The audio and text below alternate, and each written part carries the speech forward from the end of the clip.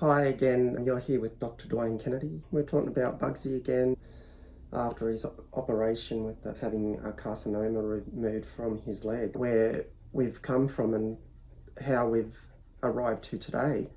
I think about how I had to change my behaviour.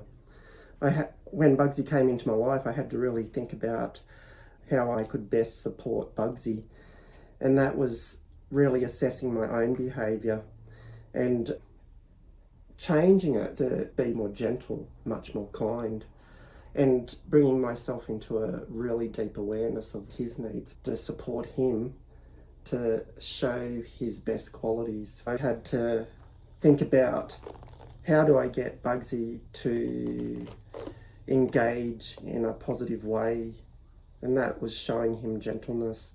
So I had to define the goals that we needed for Bugsy to help him grow. And just to be more thoughtful, more kind, and more considerate towards Bugsy because of the challenge he's faced over the 5 years of being on a chain. And each step was gentle. Each step was allowing him to teach me that all I can deal with at the moment is being placed into a container outside to have a bath, not being touched too much, just gently going over with the soap and shampooing him gently. It was a scary, intimidating process for him to be presented with a towel to dry him, so just had to naturally let him dry. So that was really thinking about the goals of what steps were involved to help Bugsy come through this traumatic experience. I had to practice the art of fine listening to what he was telling me. People think that we need verbal communication. It's just not about verbal communication. It's about Bugsy withdrawing, not being able to cope, in being touched. So stepping back, allowing Bugsy to just engage with having a bath. That alone was enough for him. Each step was incredible because he moved through having a bath. This took several months, of course. Then introducing the towel each time, just gently showing him the steps that were involved, touching his body with the towel, touching his head with the towel, and him feeling comfortable that he was being treated kindly. I really thought about my own empathy in the process. It took on a different level. Empathy, we use it in so many different ways when we hear a story of the challenges that an individual can go through.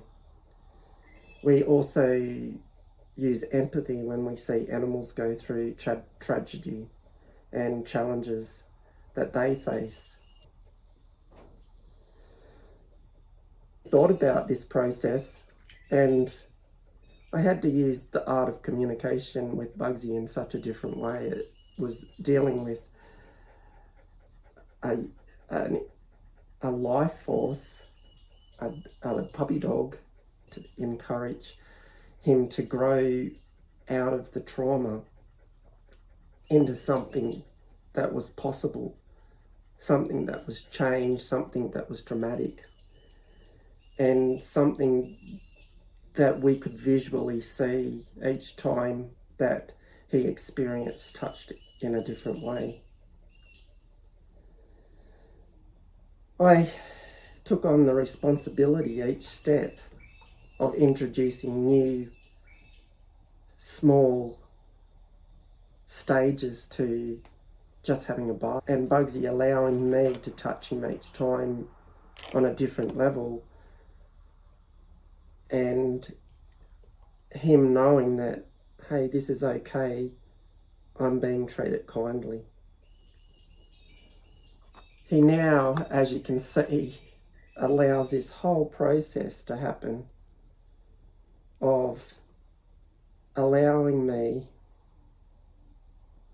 to work through this process of touching him gently to clean his wound.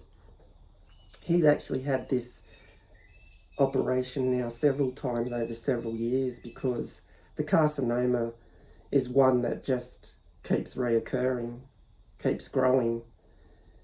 And our vets have been so considerate, so kind, so compassionate, sharing with us how gentle Bugsy is and how gentle Bugsy has become through the years of having this operation done and allowing people to touch in a different way.